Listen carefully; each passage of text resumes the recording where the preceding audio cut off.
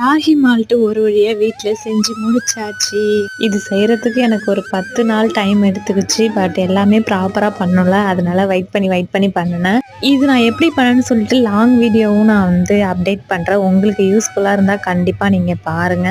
ராகிய நல்லா ஒரு 2 டேஸ் மொள கட்டின பிறகு அத வெயில்ல ஒரு 2 டேஸா காய வச்சேன். அப்புறம் கொஞ்ச நாள் ஒரு டப்பால போட்டு வச்சுட்டேன். ஏன்னா அந்த நட்ஸ்லாம் கொஞ்சம் வாங்கணும். பொங்கல் வந்துச்சுல இடையில. அதனால அப்புறமேல நம்ம ப்ராசஸ ஸ்டார்ட் பண்ணணும்னு சொல்லிட்டு. அப்புறம் ஸ்டவ்ல நல்லா முந்திரி, பாதாம், ஏலக்காய், பிஸ்தா, அப்புறம் ராகி எல்லாத்தையுமே நல்லா வறுத்து எடுத்துக்கிட்டோம். ஒரு 10 மினிட்ஸ். அப்புறம் எல்லாத்தையுமே ஒரு 50 மினிட்ஸ் நல்லா உணர விட்டு, இந்த சூடு ஆறுன அப்புறம் மிக்சியில் விட்டு நாட்டு சர்க்கரை போட்டு நல்லா மிக்சியில் அரைச்சி அதை சலிச்சு எடுத்து ஒரு டப்பாவில் அடைச்சி வச்சாச்சு. இது பாலில் மிக்ஸ் பண்ணி நம்ம குடிக்கலாம். சுட தண்ணியில் ராகி மால்ட்டை போட்டு நம்ம காய்ச்சி சத்து மாவு மாதிரியும் குடிக்கலாம்.